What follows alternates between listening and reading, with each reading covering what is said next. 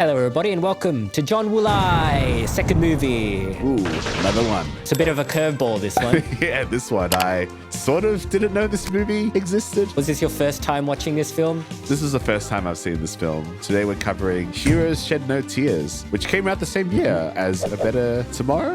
Yes. Made in 1984, shelved for 2 years, and then released in 1986 after the success of A Better Tomorrow. That's what this film is. Yeah, this one was one that John Woo was not really proud of. Yes, it is basically a film that it was like, yeah, get it done, whatever. He just wanted to end out his contract with Golden Harvest, who he was not having a good time with. So this is Heroes Shed No Tears. It is a Vietnam War era film. It centers around a group of mercenaries that is sent into, I guess, Indochina, the Golden Triangle area near the Vietnamese border in order to extract a drug lord from the area. And the film is basically them trying to get this drug lord out back to Thailand. Very simple plot. This movie is so weird. It's really weird. Even by John Woo standards, it's weird. This is why John Woo doesn't really like this film. And the last I heard, he hasn't actually seen the finished product of this film. So it's a film that he doesn't really care about and kind of wants to forget. But we're talking about it today. So John, if you're listening, we can revisit it for you. And honestly, I think there's some good stuff in this. But it's definitely a strange film and it's very tonally all over the place. And this is kind of why he doesn't really like it either, because it is tonally all over the place. But to be honest, I kind of like that it is tonally all over the place. Yeah, it's very experimental. I'm a big fan of auteurs being experimental. And this was obviously done before any of the main heroic bloodshed movies that he had done with, Chow Yun-fat or any of the Better Tomorrow movies. So it is unrefined aspects or elements that are in this movie that made their way into those movies. Yes. This movie has weird, elongated, comedic moments that don't add anything to the plot. Yeah, we will definitely talk about them as we go on. There's action scene, some really good action scenes. The action is good. The action is pretty good. stellar. Yeah. It's kind of like the prototype to a bullet in the head, I guess. In terms of outdoor army violence. And the squibbing is kind of different in this movie. This movie has this weird exploitation feel to it. I think it's the really bright, almost fuchsia red blood splatter squibs that are in this movie. There's a number of quite gory deaths and horrific sights in this movie that I wouldn't say borderline on horror, but that can be quite shocking. There's people catching on fire and writhing around, and it's obviously real people as well, real stuntmen just getting set on fire. So, that's something, isn't it? There's a lot of explosions in this film. I think the outdoor environment kind of lends itself to big explosions. It's a lot safer to have big explosions outdoors as opposed to something like A Better Tomorrow 2, where they're just throwing grenades in the house. Well, it's filmed in Thailand, right? So I guess it's they got lax laws over there. And they got a lot of land to play around with. This film, it's big guns and the smallest handcuffs you've ever seen in your lifetime. Why? It's we've spent too much on guns. Okay, well, we got these little plastic little cigar cutter looking things. It's very funny. So for some context, there's a big action scene at the start where we're introduced to our heroes, and I don't really remember their names because there's not too much character. They're the A-team, basically. There's gambling guy, there's main character guy who has a son and wife. But anyway, they capture this drug lord and they cuff him with these little weird cigar cutter thumb cuffs or some shit. Yeah. I'm just this is not a good idea, guys. Barely restricts his movement at all. You're he's going to do some shit behind their back with those kinds of handcuffs. Yeah. And he does. He does. He leaves a paper trail. The opening scene is very Commando-esque, right? Yeah. It kind of sets this team up as the team to not be fucked with. I mean, one of them does get killed during that scene, but it's fine. They have personalities, but they're pretty nameless and generic at the same time. But the main character, played by Eddie Ko, his name is Chen Chung. And he's kind of a typical stoic hero. Yeah. He doesn't really say much throughout the film. Yeah, he's more of the Schwarzenegger type. Yeah. Yeah, definitely. He lets his family do more of the emoting. So after they capture the drug lord successfully, they make a pit stop to rescue his family, who is being assaulted by presumably the drug lord's men. Yeah. Yeah, it's really funny. Like there's this grandpa character that is just berating. I guess it's his wife, right? It's his wife. I think so. But anyway, the grandpa gets killed mid-rant, Yeah. and then Chan Chung has to rescue his family, which he does. The son in this film is quite good, I think. I think he's doing some really good kid acting. There are moments where he's really nailing the John Woo melodrama, more so than the main character, which I think is just outstanding. Yeah. And he's actually quite good. He's like the MVP of this piece. He has his own little heroic moments throughout the film. Yeah. But they take the family and they all go on the road together. But like you said, the drug lord is leaving a trail of Buddhist charms so that his men can follow. On their way to escaping, they come across these two French reporters. French journalists, yeah. I think John Woo didn't shoot some of this scene. Yeah. Because there's like some nudity in this moment. Yeah. Because there's a attempted assault on the female reporter. Luckily, the guys go and save her. I guess the mercenaries are sort of questioning whether or not they should interfere. To be fair, one of them Yeah. does really want to intervene. But yeah, for the others, it's kind of like their stakes are quite high, right? Yeah. They really need to get this drug lord across the line, and interfering with this situation would only cause further danger. Which it does as well, to be fair. Yeah. Like it causes them It a lot does. of problems intervening in this situation. Because one of the guys gets Saving Private Ryan through the scope because he's like sniping people. He gets his eye blown out. Yes, they make an enemy for life. Like this guy tracks them down like he's the Terminator. He's pretty much the main antagonist of the film. Yeah, and he hires this group of like locals, Yeah. which is, I think one of them is played by a Korean guy because he looks Korean. Oh yeah, yeah, probably. They're sort of the neutral dudes, and they have a bit of a scuffle with the group as they're escaping, and they kill a number of these neutral guys as well, just point blank. Yeah, these poor villagers that have been coerced at gunpoint into tracking these guys. Yeah, like they just get gunned down. Just get gunned down by Because they got mercenaries. spears and stuff as well. I don't remember if they have guns. I guess they're more kind of guerrilla-esque in their portrayal. Like they are good at tracking, but they're also good at sneaking up on people using guerrilla tactics to get the better of them. In their tribal blue non-camouflage getup. Yeah, they're that good, Tavi. They don't even need camouflage. It leads to a nice little action set piece where they burst out of the water.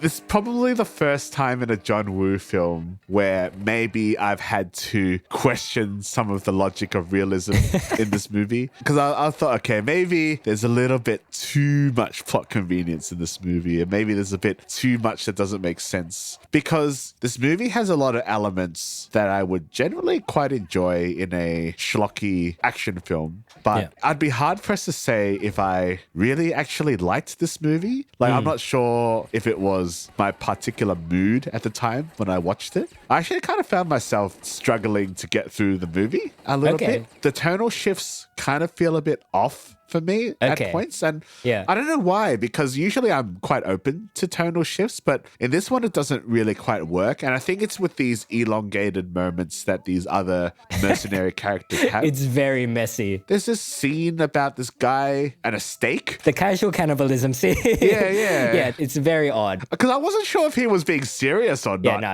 it's cannibalism, I think. It's cannibalism.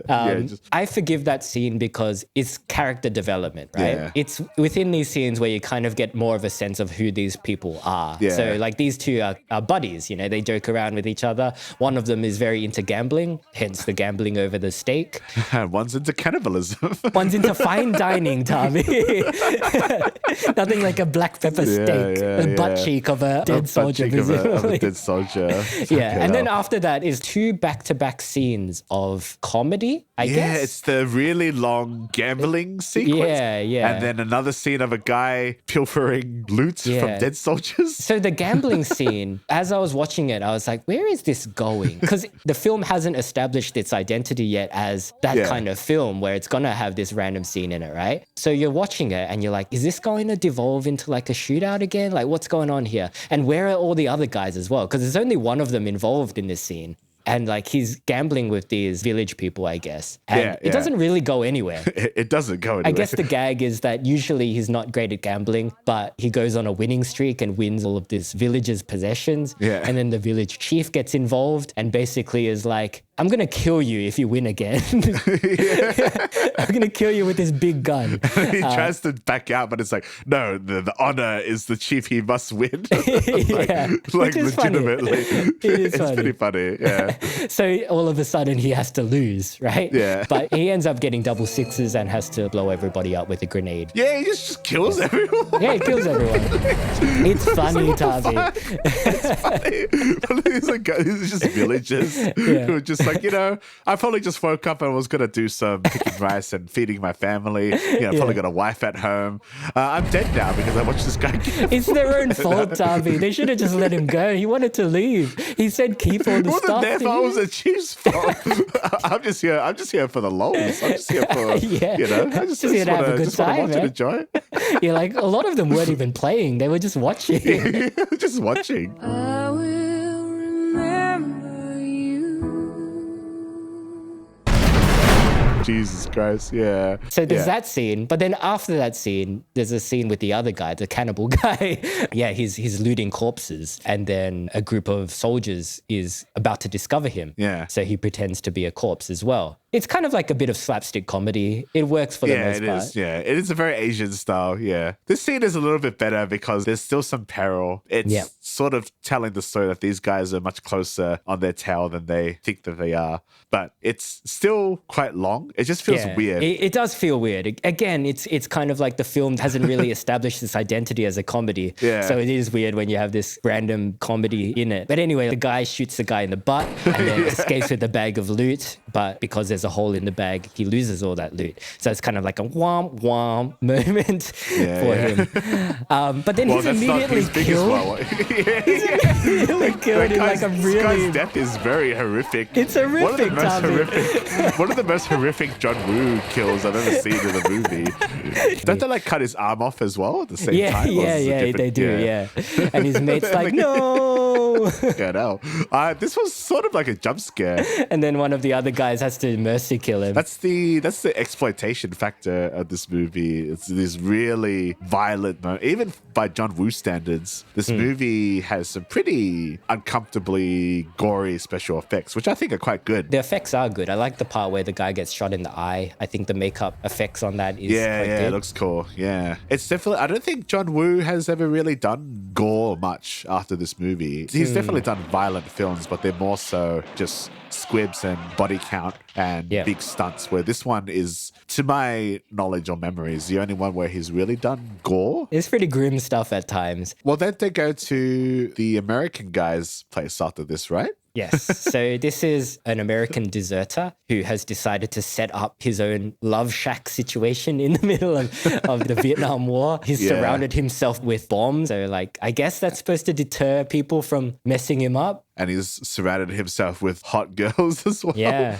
which adds to the exploitation factor of this because they're scantily clad throughout the whole film. And there's a sex scene as well. They're smoking weed in amongst the bombs. Yeah, this scene as well is very weird and out of place. And this is the point where I was like, oh, I think I see what he's doing. I think it's meant to be like kind of an Odyssey. Yeah. It's kind of like an Alice in Wonderland situation, right? Where the characters go through this journey, and throughout the journey, there's these weird trials, I guess you'd call them. Yeah. And I guess this love shack scene it's almost like the Sirens. Yeah. Yeah, it's like the smoking caterpillar, I guess. It's the debauchery scene, I guess. Yeah. So I think that's kind of what this movie feels like. It's trying to be. Yeah, that's a good way. I definitely give it points to it being a pretty original John Woo piece. I wonder if I was in a different headspace, I might have enjoyed this movie more. But yeah, it just felt very strange. And maybe the strangeness actually worked. Not according to John Woo. He would tell you this film doesn't work. And maybe it doesn't. Yeah,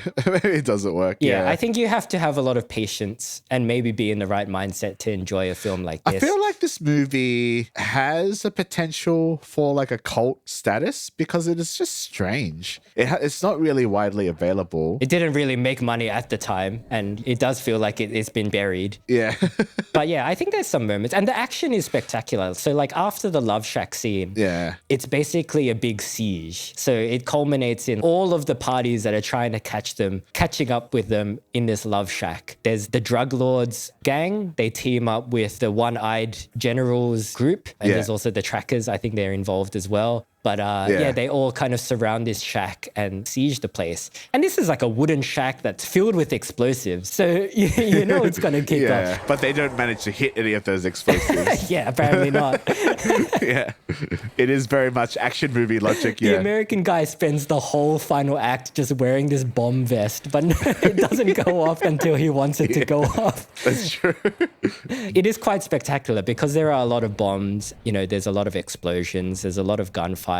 A lot of the characters meet their end during this final Yeah. siege. Like the gambling guy gets killed and the main character gets captured. And there's a scene where the kid needs to leave his dad behind, like his wounded dad behind. And the Yeah. kid acting is so good in this scene. Like he pulls this melodrama face that is like, I swear I'm looking at Tony Leung or Chow Yun-fat during this scene. It's so good. He's got like the quivering lip going, Tavi. It's amazing. That scene where the dad is strung up as well, the main action hero. Oh my God. And they got his eyes. Talking about horrific moments, like the sewing of the eyes, that's some body horror shit, Tavi. That is body horror shit. Your eyes would not survive because apparently he's been strung up for 3 hours. Your eyes are gone because they're making him stare directly into the sun. You can't recover from this. I give John Woo a lot of suspension of disbelief, you know, a lot of it. But this is like, yeah, because he does get rescued and then he's like pretty much fine. Yeah, he does a gunfight at the end. He's good enough to do a gunfight and a kung fu scene at the end. Yeah, no, I mean, worries. the guy he's fighting has one eye, so I guess visually they're probably on even playing ground. But yeah, you got to suspend your You disbelief. could say it's an eye for an eye. Or Yes. it's more like an eye for 2 eyes. Yeah, or maybe, I don't know, he can still see. So it's like the equivalent of 2 eyes, but maybe only seeing through 1 eye. But I don't know. We'd have to get an optometrist on to tell us focally, is that getting even? I mean, I'm technically running through 1 eye, you know, because my right eye is a bit fucked. Yeah. And you're just as angry as the general in this movie, aren't you, Tony? Just as upset about the it. demise of the French reporter as well, the chick. She gets killed by the predator, Tommy. It's so Yeah, she random. gets predated. Yeah. She just suddenly dropped with her throat slit by like the tribal guys who are supposed to be kind of not bad guys, but they're just like, yep. Or you assume it's the tribal guys. Do you think maybe it was the predator, but they just like, he It's just let probably her- the predator, Tommy. He would have been around in his time, like Yeah, running true. amok in Yeah, Vietnam, for Vietnam. sure. The predator. You do have to suspend your disbelief at a point because there is also a part where the kid gets captured and they're going to burn him. Oh, yeah, that's right. This is like earlier. They're having a yeah. wonderful time trying to burn the kid, right? Yeah, they're like, woo! It's like witch trials kind of They're shit. having the best time. And then they set the field on fire and the kid survives by burying himself. Burying himself. Yeah, that wouldn't work, would it? That wouldn't work. I remember going camping as a child, Tavi, and we'd catch a fish. And the way we cook the fish is by burying it in tinfoil under a fire. So yeah, you would be cooked. That would be super horrific if he like finds like the burnt cooked corpse of his son, and the cannibal guy's like, "Ooh, I'm hungry." It's just Yeah. like, fuck it. Yeah, it's not that kind of film. There are horrific moments in the film, but the kid is not going to die. Nah, I think any executive producer in that time would just be like, "That's too much, man. Like, we can't kill a kid." Yeah. But what we can do is have an awesome fist fight with a one-eyed general to end out the film. Yeah. This scene was pretty cool. It's really good. I enjoyed it a lot, actually. Yeah. Like, yeah, one thing you don't really see that often in a John Woo film is an extended hand-to-hand fight. Yeah. It's very scrappy. It's not overly stylized. Yeah. They're just trying to kill each other, right? And they're using everything that they have at their disposal to kill each other. How does he kill the general again? He like kicks him onto this like bed of sticks, right? Well, because the colonel like kills his wife, just shoots her in the back while they're having a moment, and that's what sparked the fight. I think another aspect of this movie that is weak as well is the characters, because we've talked about a number of their deaths, Yeah. but none of them have really that much impact. It's not like in Bullet to the Head where the girl that they've tried so hard to rescue is eventually shot and then they've had to let her go. You can feel that. But I'm just like, yeah, the French reporter girl gets her neck slit and she's hung Predator style. Gets killed by the Predator. The guy gets speared. And then, there's Louis as well. And one of his sirens gets killed. And he's like, no. Yeah. But then he kind of quickly forgets about it. He does like a suicide bomb that's supposed to be quite dramatic, but it's like, yeah, all right. Yeah, that's kind of weird because it's supposed to be heroic, but it accomplished nothing. No, it does. Because I was thinking this as well as I was watching it. I was like, why did you do that, Lewis? You could have helped in the gunfight, but instead you blew yourself up. And also these two people that probably didn't want to get blown up. I will remember you. But No, no, they it does. do. They did the nod. They're like, it's okay. Yeah, You can I guess so. blow yourself But up. he had It's fine. already Don't worry lit the about it. fuse, Tavi. He had already started it. So they didn't really have a choice at that point, did they? They're just like, oh, it's all right.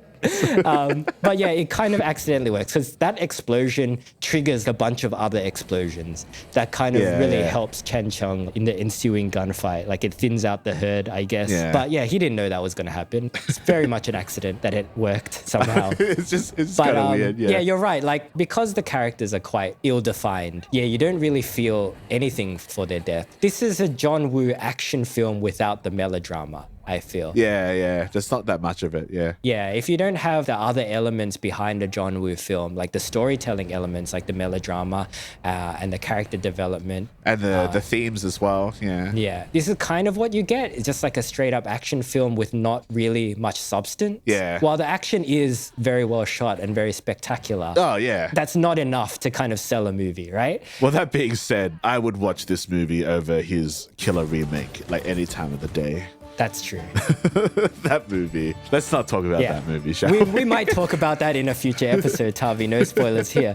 But this film kind of works as a dumb, straight up action film, but isn't really anything more than that. And even as a dumb action film, there are better action films. So it's kind of like not John Woo at his best. It's unrefined John Woo. Because Exactly, all these elements are in his other movies. He's just had time to craft and be passionate about it. You're right. It is an unrefined product, but it did lead to some really good stuff. And, action wise, it does hold up still, I think, as well. I think so, yeah. I think if you're a big fan of John Woo, I think you would appreciate this as kind of like an early prototype. Stepping stone, yeah. But it's a pretty hard watch. I think if you enhance your viewing experience somehow with, a bit of help. Maybe smoke some weed around some C4 and dynamite.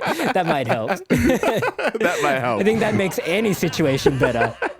Yeah, I'll give it a go next time. Be ready for some weird shit. It's definitely an interesting bit of history. Hopefully we've sparked your interest enough for you to go check it out. Yeah. Because it's a very interesting watch. But speaking of interesting watches, Tavi, here's a hint to what we're covering next week.